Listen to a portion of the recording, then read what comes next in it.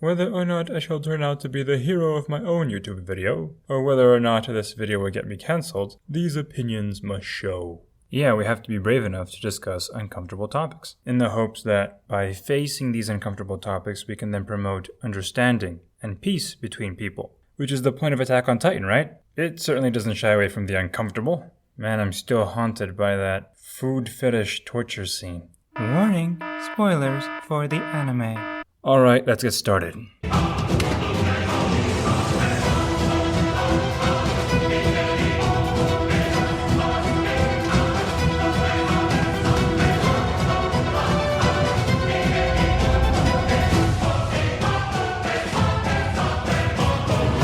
Attack on Titan has to be one of the most important pieces of pop culture to come out in the last decade, because it's simply the best portrayal of ethnic and group conflict I have seen in a while, and the way it handles this topic is unbelievably poignant in our era, and can even promote peace and mutual understanding between us all, if we have the courage to understand it. This is because AOT actually offers an explanation on why groups of humans hate and attack each other, and how the world works in a way that makes these types of conflicts between us inevitable. And this truth makes revenge and hatred ridiculous. This anime about nudist, overgrown cannibal babies contains an outlook that can save mankind from World War III.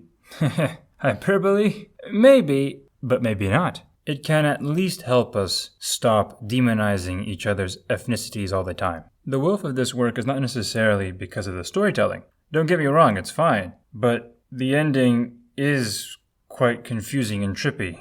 Not to mention the time jump we witnessed between Season 3 and 4, which just completely shifted the nature of these characters that we loved for years, giving them crucial character development off-screen. Just a tragedy, man.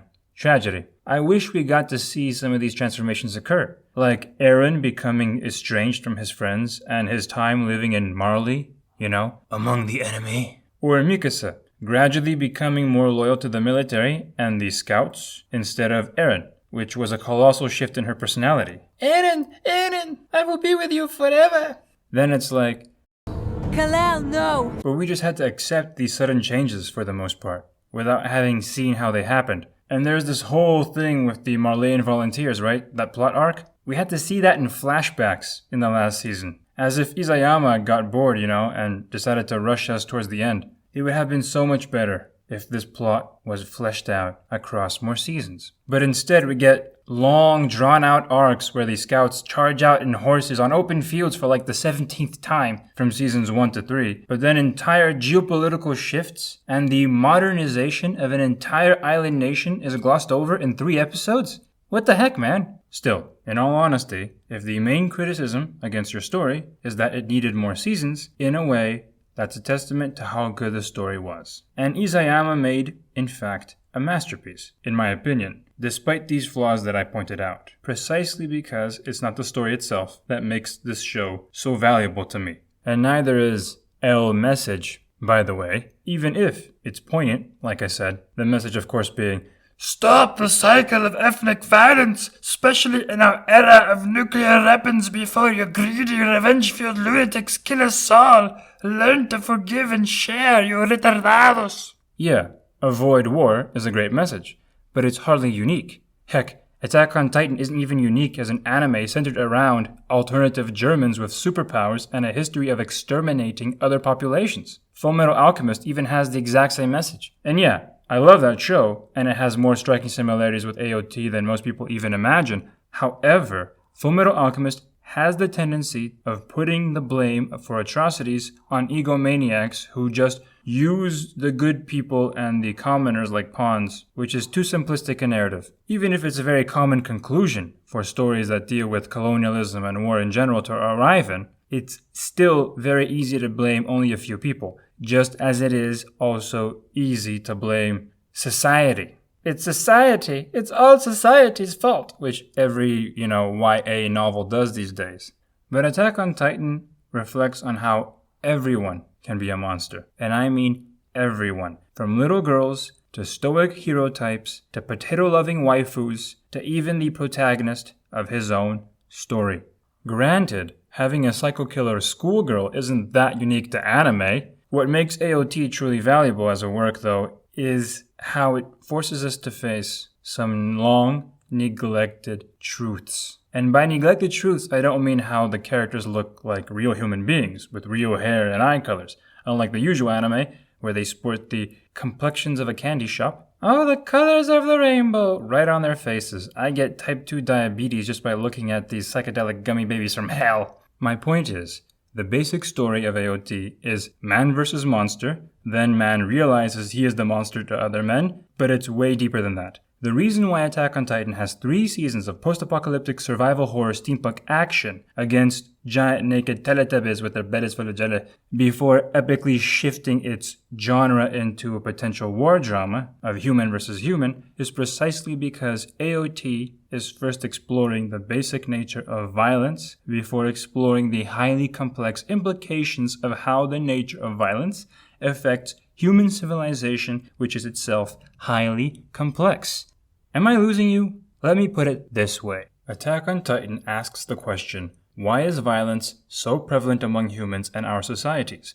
To the point where even if you do your best to create a peaceful utopia of a city, which is all safe and cozy with pretty Disney princess architecture, people will still kill each other and torture each other to keep the peace. Even if you provide all your citizens with everything they need, including the creepy smiling faces of death incarnate as a common enemy to unite them, people still manage to find reasons to kill each other, or to get each other killed for selfish profit. Some wise man or other is reputed to have said, though understand I'm paraphrasing here, that humanity required an enemy greater than itself just to survive.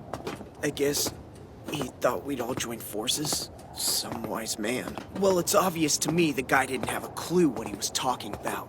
Come on, here we are with an enemy greater than ourselves bearing down, and look at us. Exactly. If our species doesn't pull it together soon, Titans will be merely the instruments of our demise, not the cause.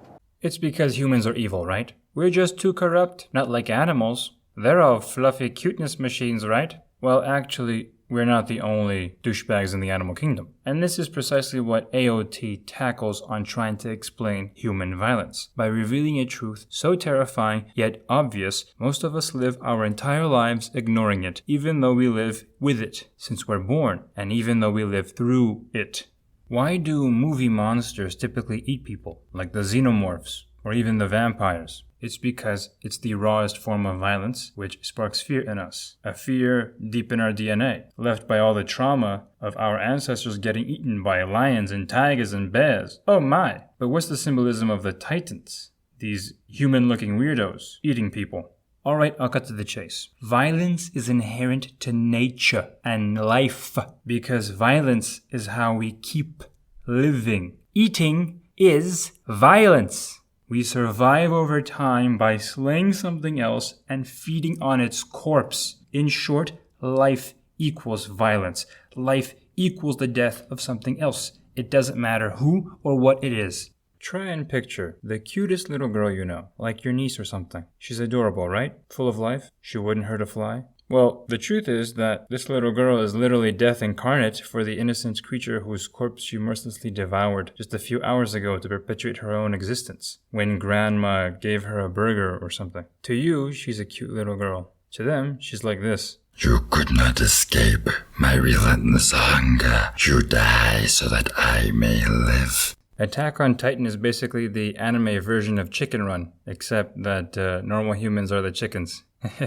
And I know what some of you might be thinking, but Pilgrim, I'm a good vegan boy or girl. I only eat plant-based products, precisely because I don't want to contribute to the industrialized killing of innocent animals. I respect that. I really do. I admire what you're trying to do, and the compassion that motivates you. But I don't think you're succeeding, because a plant is also a living thing that wants to live. The more science advances, the more we realize that plants actually are aware of their surroundings more than we thought. They know they're being eaten, and they try to defend themselves. They just can't defend themselves from us. And it's easier for us to ignore their own will to life because they can't look at us with those big cuddly eyes that remind us of furry little babies. But you are killing a living thing and feeding off its life, like you would an animal. I do need to clarify, though, that plants don't have consciousness. Not like animals. But if not having consciousness is your standard for food, then you can technically eat a poor guy in a coma. That's one way to eat your vegetables. God forgive my sick sense of humor. If you want to avoid killing a living being, you'd be better off eating lab-grown celebrity meat. That's so gross. But yeah, that's not a living thing that's wanting to defend itself. But still, that's gross. Don't do that. As horrible as the idea might be of eating being equal to violence, it actually makes a lot of sense since we're feeding ourselves with baby swords and baby tridents, right? Silverware are weapons, technically. You ever wonder why we use weapons to keep our existence going every day? And you also might reply, wait, Pilgrim, I'm Asian. I don't use your crude metal implements to eat. I use civilized chopsticks, which requires skill and grace. To which I reply, touché. But the cook who made your food still had to use the way of the sword to make it edible. Those innocent sea creatures never stood a chance. While you were frolicking in the ocean, I studied the blade. By now, you probably think that I went off on some crazy existentialist tangent. Wasn't I supposed to be talking about anime? What's this philosophical culinary bullcrap? But what I'm saying is in the show. You think I'm making this up? That I'm reading too much into it? Motherhugger, they beat you over the head with this idea in the anime, dude. Kill or be killed! Fight for your life! It's the only way! And all of a sudden, I remembered. I'd seen it all before. Many times since the day I was born. It'd been all around me forever. But I always looked the other way. Yeah. The world is a cruel place. Boom. Proof. Case closed. You're a titan. I'm a titan. We're all titans, but with clothes. That's why in the anime, humans turn into titans and vice versa. It's a metaphor! Also, they make the allusion to food, cattle, and hunting all the time. The show never really shuts up about it. Roll clips. Nothing more gratifying than seeing your rations go to animals.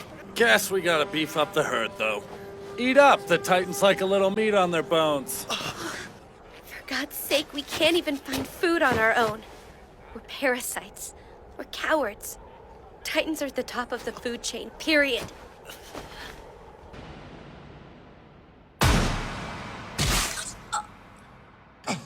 Are we eating soon?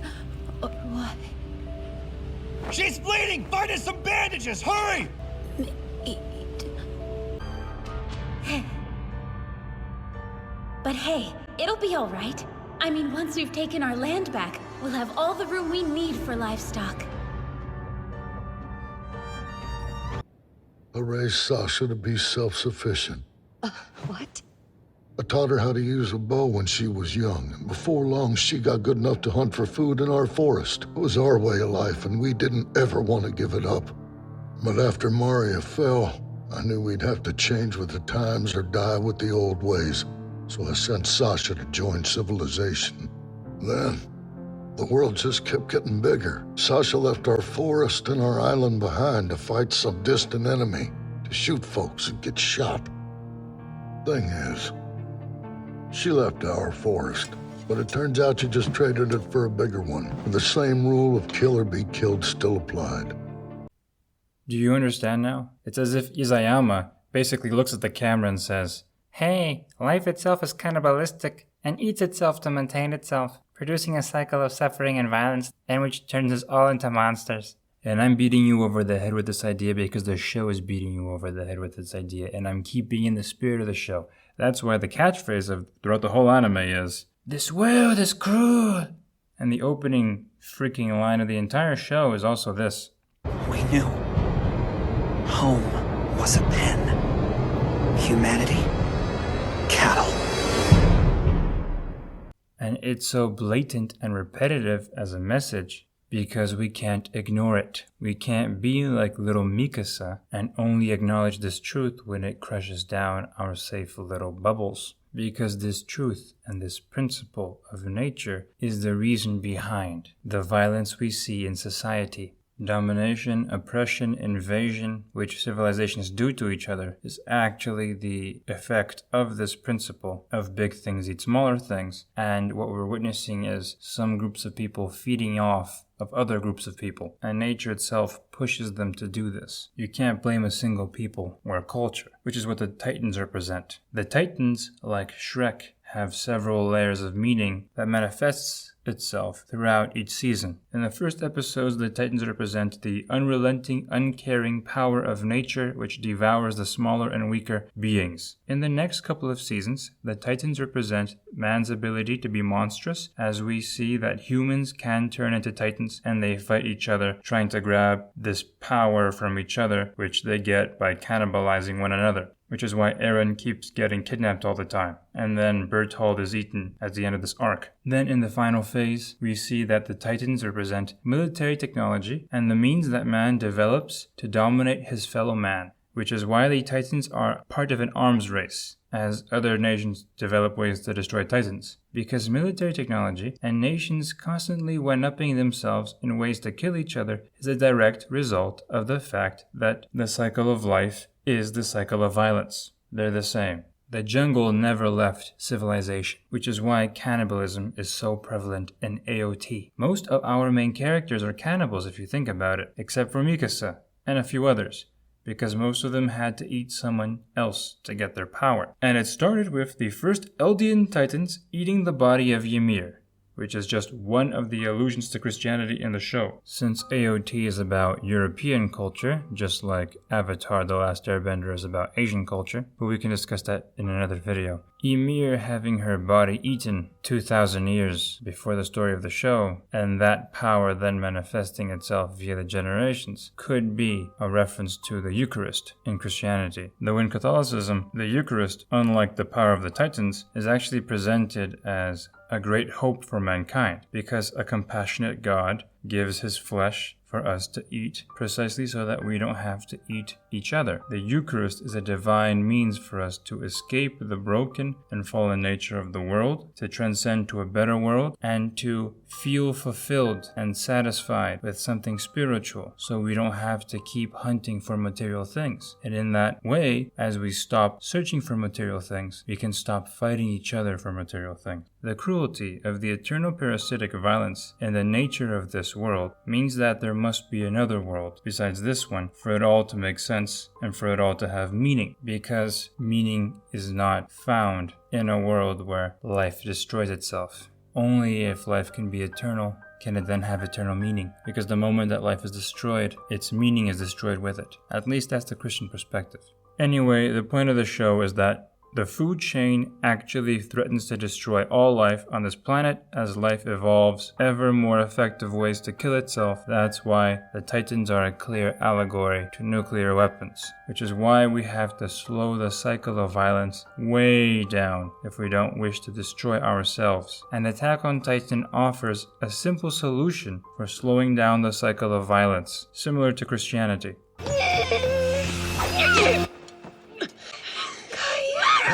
Stop. Calm down. Say my name! I thought you were my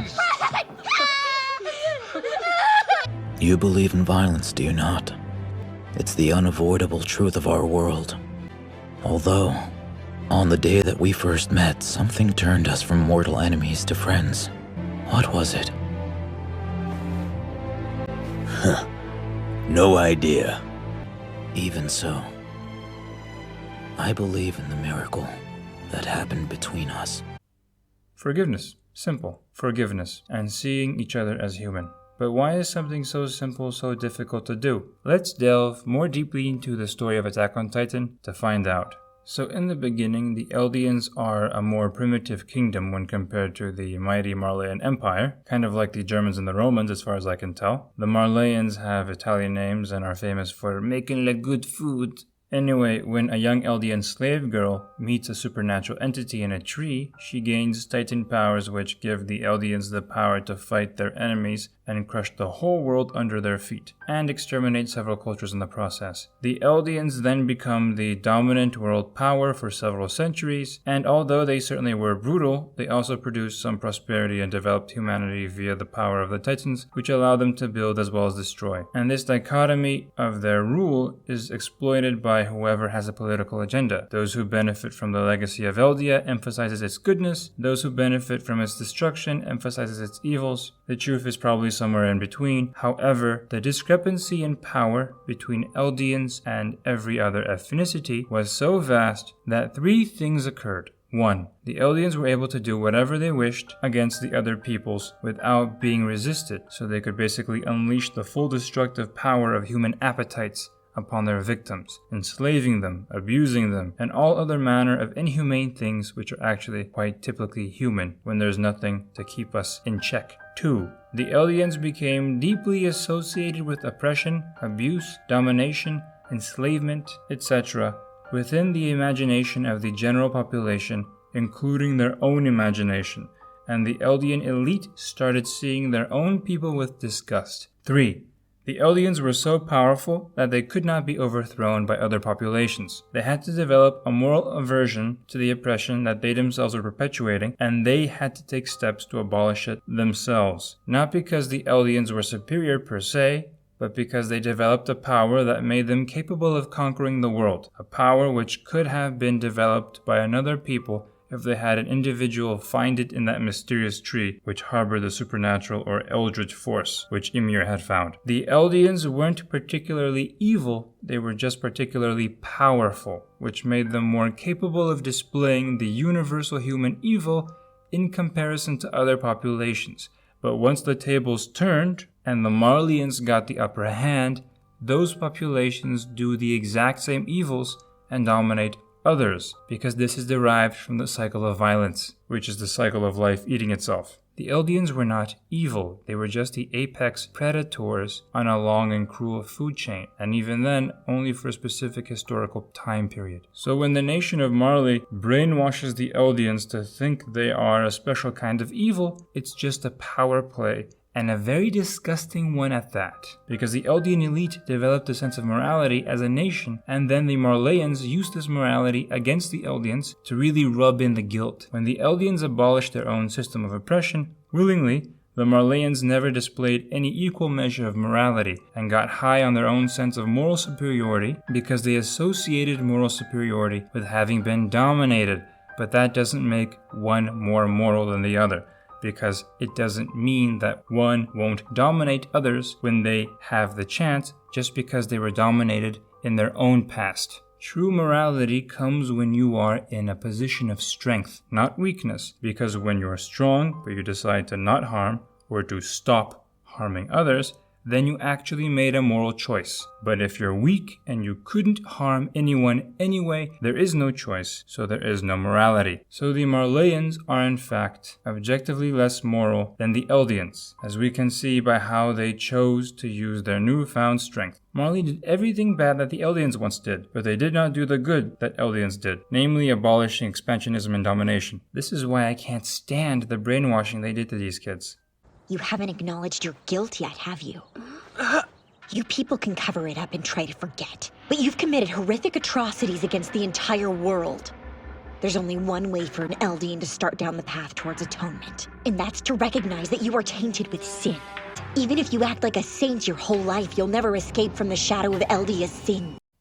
Whoa, that gave me some university flashbacks. Anyway, here's the hilarious part about Marleyan propaganda. Marley is technically still ruled by rich Eldian nobles, namely the Tiber family. They're a shadow elite, of course, but technically they hold the power considering that they can turn into the most OP titan ever. They don't make Marley expansionist, but they do enforce the status quo of Marleyan rule due to their own values, which means that Marley is ruled by rich Eldians who use Marleyans to oppress poor working-class Eldians to feel better about their own pathological ethnic self-hatred, which is a very screwed-up situation. As for King Fritz, who abolished the Eldian Empire, he was admirable in his intents, but his suicidal pacifism did not promote long-term peace, because peace must be enforced. He abandoned geopolitics and created a power vacuum for another asshole tyranny to rise. Fritz instead should have created a multi-ethnic alliance of people to enforce peace for the benefit of all ethnicities, which is what Mikasa, Armin,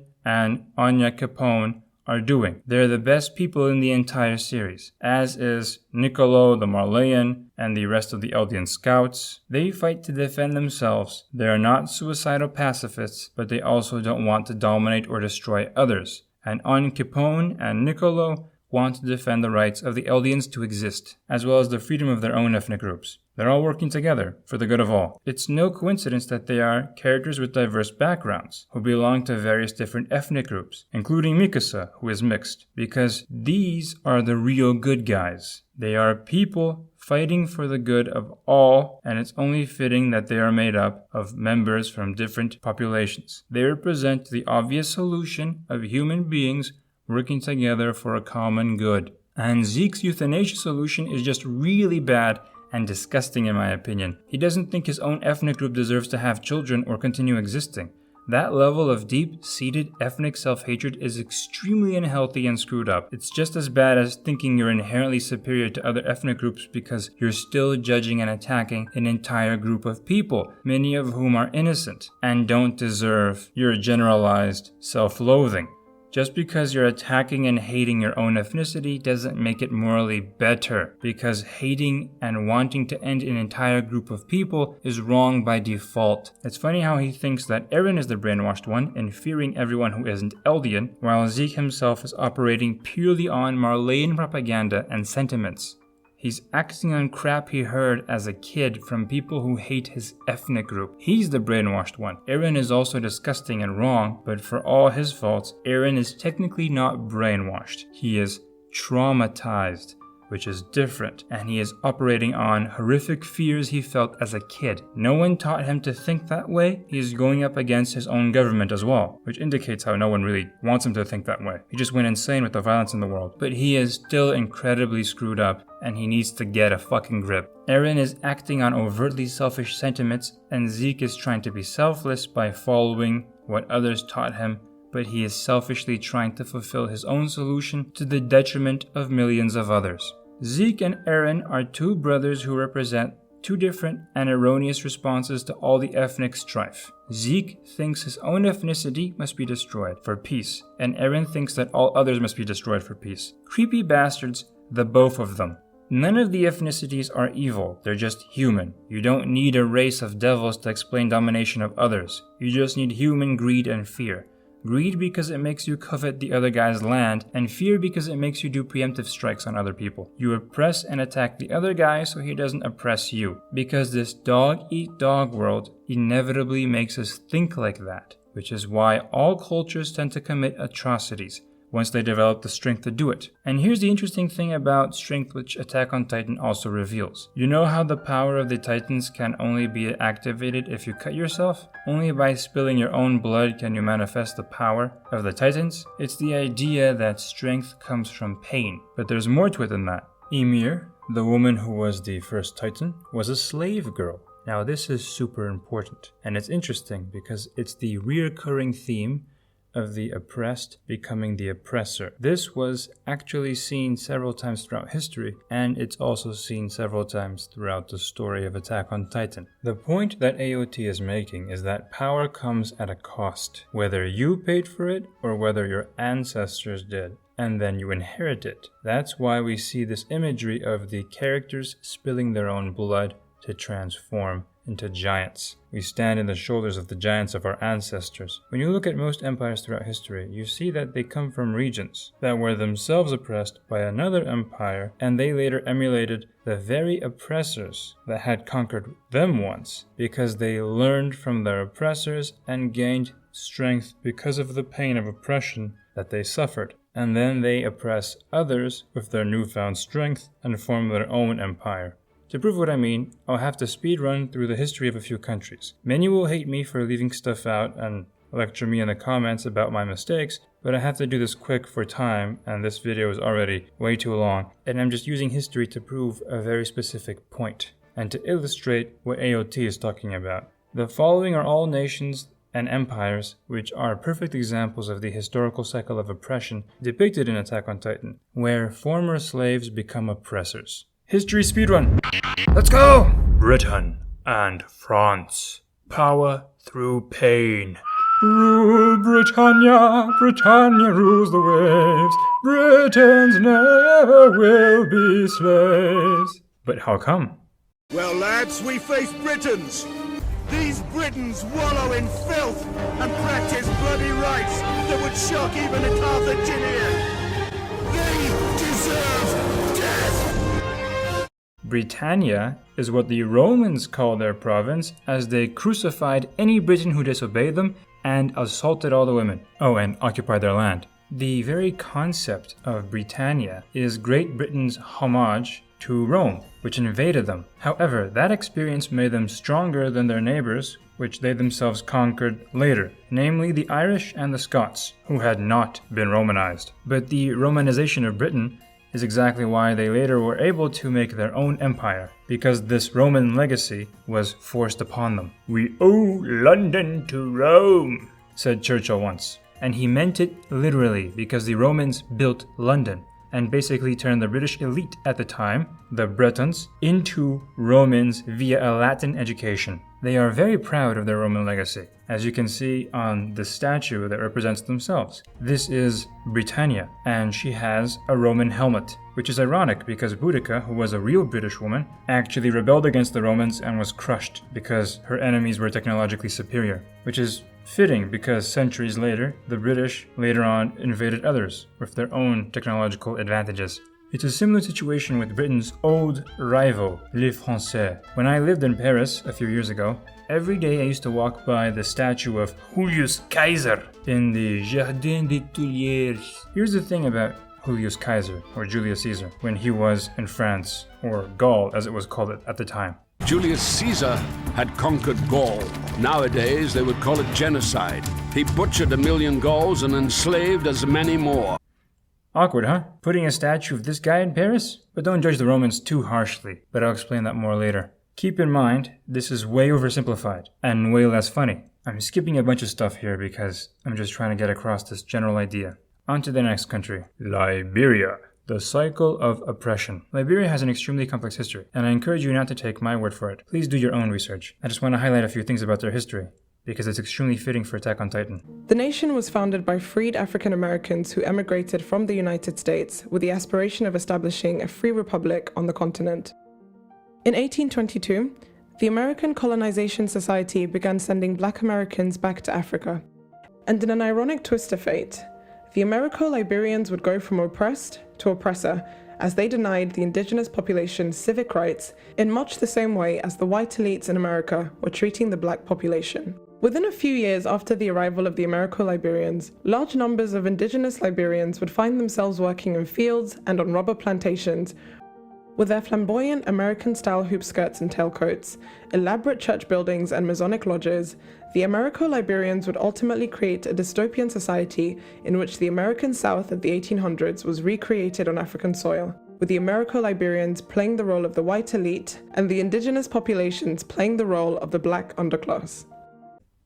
Yeah, so that's basically what happened. African Americans found themselves becoming the southern plantation owners that had once oppressed them. This is very Attack on Titan, right? And it's also extremely human, unfortunately. And something I've seen no one else really notice about the curious case of Liberia is that this region was part of the Atlantic slave trade way back in the day, which means that the local African tribes of that region captured their rivals and sold them to slavery. Do you guys realize what this means? It means that the indigenous Liberians, who had been oppressed by the African Americans who colonized it centuries later, might actually be the descendants of those who had sold African slaves to the Europeans to be enslaved in the Americas in the first place, giving this tragic story a cycle of oppression type spin. Similar to how we see in the anime, the ones sent in chains across the seas, having been made stronger by their horrific experiences, and now they pay the violence that their ancestors received back to the descendants of those who sold them in chains. Also, we learn here that the oppressed virtually take up the same methods as the oppressors, like Marley using the Titans the way the Eldian Empire did in the show. And here, the Americo-Liberians walk around dressed like this.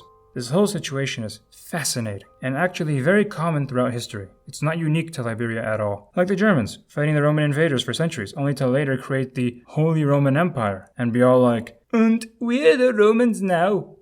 Still, I love the Holy Roman Empire. Voltaire can choke on a baguette. Some like to put the blame of everything that happened in Liberia squarely on the shoulders of the USA, because people like President Monroe basically created Liberia to send former slaves there, and because the Americo-Liberians were imitating American power structures. But I say, no, don't stop there. You're right, but if you're going to trace the origins of the American-Liberian suppression system, you can't conveniently stop at white Americans and blame them for everything. That just indicates that you have a political agenda. If you're going to be intellectually honest, you need to go all the way back to trace the origins of these systems of oppression. The Americans got it from the British, who got it from the Romans, who got it from the Greeks, who got it from the Egyptians, the Persians, I don't know. But it goes all the way back to the Sumerians, who invented civilization itself, including institutionalized slavery. It's the Iraqis, man. They're to blame. Maybe Americans of all ethnicities should join hands and invade Iraq and take their oil for compensation. Wait a minute. I guess you already did that, huh? Clever boys. Moving on. The Iberian empires, the cycle of invasion and propaganda. In the spirit of tracing back the origins of oppressive systems, Spain and Portugal were the first European empires to conquer bits of Africa and the Americas, and they also started the transatlantic slave trade. They were also the first real global superpowers in history, being able to influence basically every continent on Earth due to their control of the oceans via their naval innovations, namely the Portuguese Caravel. Portugal was also one of the more brutal European empires, who would actually raid African coasts to capture people instead of just buying them from the Africans in ports, like the other Europeans. And Portugal is also the longest lasting of all the European empires, existing for around 600 years. But why? Were they just evil? Did they randomly wake up one day after a bad siesta and decide to invade everybody?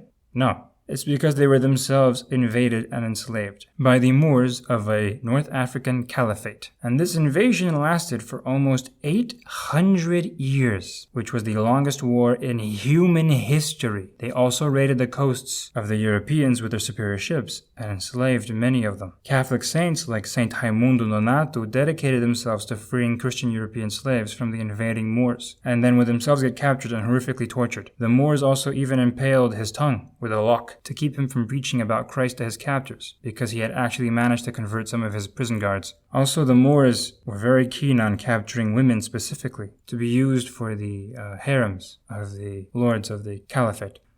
But I want to make clear, I'm not demonizing the Moors. My whole point with this long-ass video is for us not to demonize people, because we're all just as awful, and that's the point of Attack on Titan. But yeah, the Moors were a mix of Arabs, Berbers, and even some sub-Saharan black mercenaries. And according to the sources, they believed the pale-skinned Europeans were inferior. To this day, the Portuguese word moreno means dark skin, and it comes from mouro, or Moor, in Portuguese.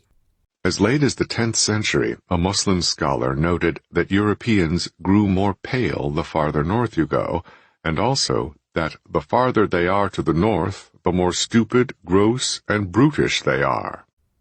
Do these awful ideas remind you of anything? Anyway, after being invaded by the North Africans, the Iberians, the Spain and the Portuguese, then launched a counteroffensive and took a piece of North Africa, after having chased their centuries-old rival from across the sea. Again, exactly like Attack on Titan. It's safe to say that this experience made the Portuguese and the Spanish the finest warriors on the planet at the time, since they literally started conquering the whole world after that, and defeating the Ottoman Empire in sea battles, etc. Especially the Portuguese. When you study their battles, in so many of them they're outnumbered, but they still keep winning anyway. It's what the longest war in human history does to a population. I personally think that the Portuguese were even more brutalized than the Spanish were, because they weren't just fighting the Moors down south, but also the Spanish from the east that kept trying to annex them. And as a result, the Portuguese became more brutal than the Spanish, being cornered while fighting so much for its own survival. Portugal was the first European colonial power, and the last to decolonize. The other European nations were like, Portugal, stop, we don't colonize anyone anymore. And Portugal's like,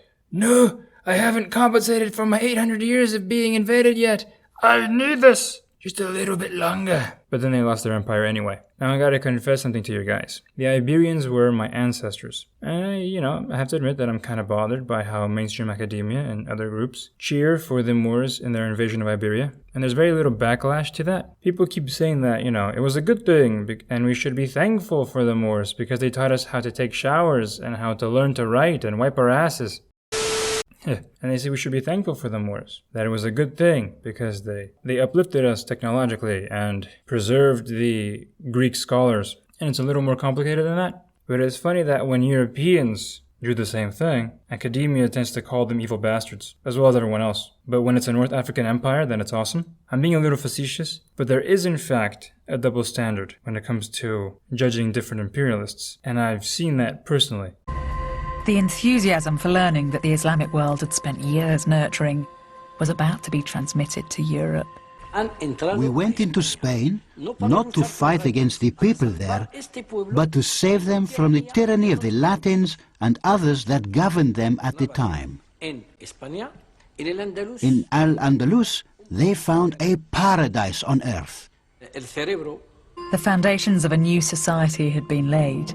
A self-confident, progressive and sophisticated civilization had arrived among the failing states of Europe. I have nothing against the Moors as a civilization. It's just this agenda-driven historical narrative that bothers me. It's precisely this idea of propaganda and historical narratives that Attack on Titan talks about. How two sides focus on half-truths and exaggerations for what fits their political agenda, when the reality is usually in between. Our founder Ymir helped this continent to prosper.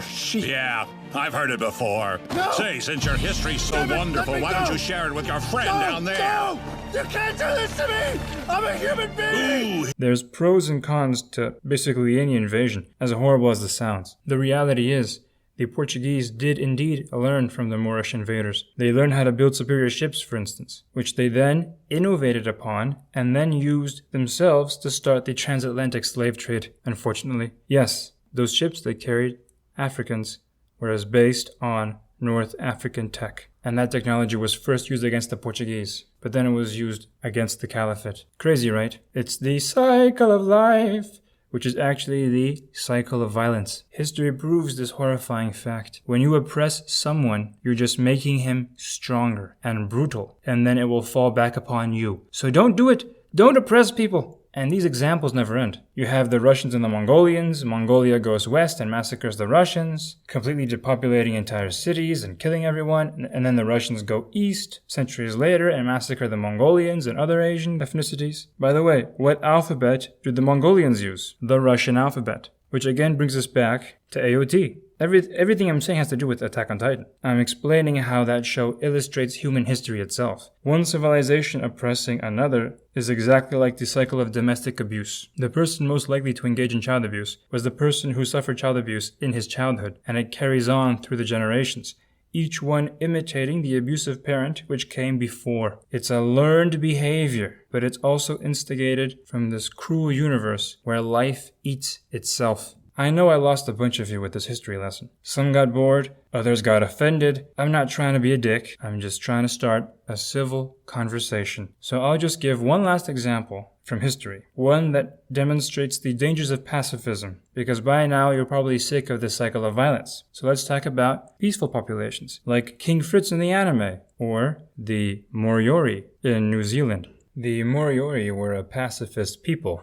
And it was precisely this pacifism which made them helpless against the Maori, who launched a relentless attack against them. And they also cannibalized the Moriori, who refused to really fight back due to their own moral convictions, almost exactly like Parody when led by the pacifist royals. One other similarity is that when the Moriori first made contact with the English, there was a scuffle, and an Englishman killed a Moriori, and according to some of the sources I've read, the Moriori actually blamed themselves for provoking the English, which is similar to the pacifist aliens, right? Who always blame themselves. They get attacked by other groups and they blame themselves. Seems to be a common tendency of pacifism. I don't think it's really healthy. I think there's a good sweet spot between being an asshole invader and being a self-destructive pacifist person. And again, ALT is pretty much discussing this, right? Not being in either extreme, just defending yourself but not attacking others needlessly. If you want to learn more about the Moriori and the tragedy that befell them, I recommend the video by the YouTuber Jabzy, which is very good. I will leave a link down in the description.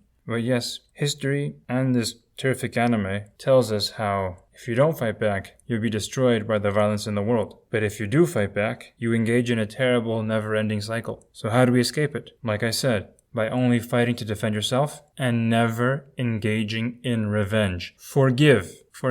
It's the only way. And when it comes to this historical cycle, why do we observe this phenomenon of oppression making the oppressed people stronger? Peter Churchin explains that it's war that forces societies to become ever more complex. And it's this complexity which makes a civilization strong. And this cycle of war, which leads to an ever-growing arms race between societies, is caused by ecological factors, laws of nature, like exactly what happens in Attack on Titan. But there's more to it than that. You see, oppression is basically an involuntary military training that you are giving to an entire population. Because if you think about it, military training itself is systematic oppression and humiliation of an individual to toughen him up. Even whipping has been used historically to train Prussian soldiers, for instance. Soldiers are a lot like slaves, if you think about it. Down to conscription, where it's forced upon you sometimes. Therefore, oppression not only strengthens the oppressed in the long run, but it also weakens the oppressor, because the oppressed is forced to do the heavy lifting and engage in all the difficult duties to prop up the oppressor, who might start out strong, at least strong enough to force his will on another, but then get softer and more spoiled as he lives an easier life, due to his position in the food chain. But then the oppressed becomes stronger and fights back. It's almost like a mechanism of poetic justice built into the universe to make sure that oppression doesn't pay off in the long term, which is kind of twisted since we're also forced to eat each other at the same time. We live in a broken universe. This world is cruel! Anyway, this means that if you want to keep your strength as an individual or as a people, you're better off serving others and doing the difficult work on their behalf, and not oppressing them, but serving them. This will ensure that not only do you do good for the world, but you won't grow soft either. You'll keep your strength. But yeah, oppression is actually an unintentional power transfer. Even then, nothing justifies oppression. Nothing. Despite it being empowering in the long run, because it violates human dignity and there's other ways to empower other populations that don't involve being an asshole. Like trading technology and knowledge, peacefully, like how the Europeans and the Americans did it in Japan. And then Japan became a massive power without it really being oppressed by the Europeans, which is actually kind of rare, even if the trade was initially forced upon them by Commodore Perry. The exact opposite happens in AOT. However, this fact about oppression means that you can't really justify false narratives that blame the oppressor for everything. For instance, it's common to say that one culture is poor now because of historical oppression, which is the case in some instances, but that's fundamentally not how oppression works and not the usual situation. You're actually stronger and richer now because you've been oppressed in the past. If you want to see what it's like to never have been oppressed, just look at the Sentinel Island or any uncontacted tribe. That's how we end up when we're out of the game of conquest. That's how the British would probably still be if they'd never been conquered by the Romans. Wakanda isn't real. Isolationism makes you technologically behind others, like what happened to China and Japan back in the day. However, Wakanda might be the future of Africa, as we do see African nations being some of the fastest growing economies, and one day, I'm pretty sure they'll make amazing empires. I really believe that, because it's, in fact, the cycle of history. And yes, we have to keep in mind that thus far, we mostly advanced because of conquest. The major engine of evolution is cultural multi-level selection. So groups in the model compete via warfare, and winning groups annex losers and impose their culture on the defeated. So this is basically how cultural multi-level selection works in the model. Apart from the sanitation, the medicine, education, wine, public order, irrigation, roads, a fresh water system and public health, what have the Romans ever done for us? Despite everything the Romans did, they still had plenty of virtues. They brought prosperity to their conquered regions. And the local Germans and Celts weren't that gentle and kind with each other either, as they performed human sacrifices on themselves, and cannibalism. Many demonize the Romans quite a bit, but I think they're full of crap. Or they would be if the Romans hadn't developed better plumbing. People conquered and oppressed each other throughout history because circumstances often led them to it, which is why collectivized judgment on an entire population is immoral and retarded. You can't call an entire ethnicity a devil people. And this is why AOT emphasizes the lessons of history, which teaches us that you should never assume another population is inherently inferior, like how the Eldians once thought of the other humans who then developed tech capable of fighting off the Titans. Because those who are weak today are perfectly capable of developing powers a few centuries down the line, which they will then use to oppress your descendants. And you should never hate an entire group of people as devils, because they have many different individuals, many of whom are good people, because they also suffered tremendously as slaves in their own history, and they were also shaped into the oppressors that ruled over them due to this dynamic of history, where the oppressed becomes the oppressor. I fully believe the Eldian race was spawned by the devil, but I'm just as sure that we're devils ourselves. There's an order to these things. Perhaps it's a law of human nature. When one's time is over, another must take on the role that they used to play. We are better off finding ways to slow down the cycle of violence and not hating anyone due to ethnic reasons. We oppressed each other because resources were lacking. And the richer human civilization has gotten, the more we've treated each other more nicely, and violence has decreased throughout history. We see less massacres, and it's partly because of empires. That's why we call it the Pax Romana, Roman peace, Pax Mongolica, Mongolian peace, or Pax Britannica, British peace, or Pax Americana, American peace, because peace is enforced by an empire who enforces peace to increase trade. We humans are like lions. When we are full and satisfied, we are tame and sweet. When we get hungry, we're deadly. That's why economic troubles always bring about war and heightened social tensions, which is exactly what we're seeing in the world right now. Because the Pax Americana is over, and unfortunately we're going to see a rise of violence. With all this being said, the ultimate truth that Attack on Titan reveals to us is that we are all Eldians. All of us who watch this anime. Even if you're not German looking. By the way, why is your skin so dark, Onion Capone? Because our creator thought that things would be more interesting if the world were occupied by many kinds of people. We exist because we were wanted. Wait, we were created? By who? It was God. You might have beautiful dark skin, or this very beautiful black and straight hair. But we're still all descendants of people who were once slaves, like Ymir, and those slaves then became the oppressors of others, because we're all descendants of slaves and victims. All our ancestors were oppressed by someone, and then they oppressed someone, basically without exception. This is the horrifying truth. None of us are innocent as a group. None of us. However, now we need to stop the violence now. In this era of nuclear weapons, we need to stop, or we will wipe ourselves out, and we will have no descendants left to lie to, as we tell them that we were always the innocent ones. Me, Albanian boy? Fuck your family complete. But why? Because you Serbian. That's the point? That's the whole point? That's the point. And why? Because Albanian and I'm Serbian. Yes. Racist, man. Shut the fuck up before I kill you, motherfucker. I'm Albanian. Stupid bitch. This being said, self-hatred doesn't help either, and only incentivizes others from thinking that they were always the innocent ones, and not to admit their own faults. Like the Turks. It grinds my gears every time they accuse Europeans of being oppressive. Like, seriously, Turkey? Seriously? Because after all, if we hate ourselves so much, that must justify their sentiments of total innocence, right? And why hate our ancestors for oppressing others when they were oppressed themselves before they rose up to become someone else's monster? The world is cruel, it's just the way it was. And it can be again if we don't stop right now. It's time to stop! It's time to stop, okay? No more! Where the fuck are your parents? Ooh, man. This was a long-ass video. And I know I'll lose subscribers with this one, which is in part why I took so long to make it. But I feel like I had to say this. If you disagree with me and you have to leave my channel after you hear these opinions from me, I'll understand. But if you disagree and you still stay, you're awesome. Because that's the spirit to promote peace, right? Forgiveness and mercy despite our differences. And here are my final words on Attack on Titan. AOT deals with ethnic strife and colonialism in a much better way than most American stuff I've seen. Even American masterpieces like Avatar have a really dumb portrayal of imperialism and war. Long ago, every culture lived together in peace and kumbaya until one asshole culture showed up out of nowhere and said, "Kumbaya," more like Kamehameha, motherfuckers, and then started killing everybody.